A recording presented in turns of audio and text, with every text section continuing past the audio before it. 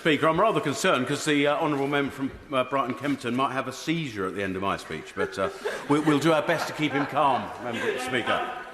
As we start this, I have the words of the honourable member from Murray ringing in my ears that before, or as this legislation was making its way to the Scotland Parliament, that they received no legal advice that we have received here today in this good form of document. Whether you agree with it or not, it is available for our analysis. But it seems that as this legislation went through the Scottish Parliament, no such advice as to whether Section 35 there are overtones and issues, or whether the Equality Act 2010 had any overtones and issues. Now, I do have issues with the whole concept, but I'm not going to stray into that too much. But on the age of 16, I find this scarcely believable that even in Scotland, a 16-year-old can't drive, a 16-year-old can't buy alcohol, a 16-year-old can't buy cigarettes. Please. They can vote. In Scotland, a 16-year-old can vote and they can get married without parental consent. So, and join the armed forces. So I would urge the honourable member to take credence of the actual situation in Scotland. I was going to cover the things that you can do at 16. I do understand that in education in Scotland, the access of the armed forces to actually encourage a future and a career in the armed forces is actively discouraged, which is taking a lot of people away from what is a credible and superb future employment. But in Scotland, I always like to give the sunbed rule. Can't even go on a sunbed in Scotland, and yet here we are. You can't contract, and yet here we are. We all wanted to do lots of things at age 16, and I will declare to the House I rather wanted a tattoo and an earring at age 16, and here we are at age 56, and I'm damn pleased I didn't go up that route.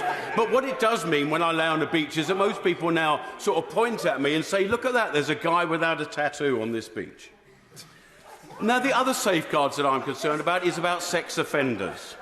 I mean, are we really that naive to think those that are so minded will not exploit some of these rules to do things that we know that they will be minded to do? Are we really that naive that we are left to think that people will do the right thing in all circumstances? Now, I am an absolute libertarian conservative. I have no interest how people want to live. That is a matter for them. I have completely no interest, and I don't bring my opinion to this place for legislation. That is not my interest or concern. And I steadfastly do that. People can do exactly as they please. I'd be delighted to. I do question some of the elements of this bill, in particular why the amendment making clear that anyone going through being charged and trial for sexual offences should be excluded. I think that was madness. But I would just question one point of his argument. What evidence is there that by a man becoming a woman, he somehow has more privileged access to children than he currently does as a man? This is what I cannot understand within the argument. The Honourable Lady hasn't been here for the whole of the debate. I am getting concerned that people who've been here are not going to be getting. So I am going to say that I will reduce the time limit now to 3 minutes, but I would urge the honourable gentleman to bring his remarks to a close, because otherwise he'll have taken a lot more time than...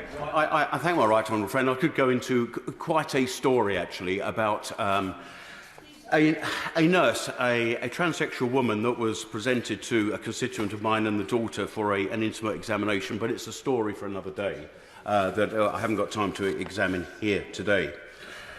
But I'm concerned that the potential for obtaining a GRC is much easier and much reduced, rather than what I think has been a well-debated and well-rehearsed and settled argument across the UK up to this date, where living as an appropriate the opposite sex or in a different sex for 2 years, having some medical advice and intervention, and the guarantee and offer that one shall live in that way for the rest of one's days, has been a settled will. I think that's sensible.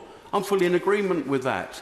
And as I say, I'm a libertarian conservative, so I really don't mind what people want to do. But this is an issue about Section 35 of the Scotland Act. This changes the Equality Act 2010. It changes the way we live, and I support the government.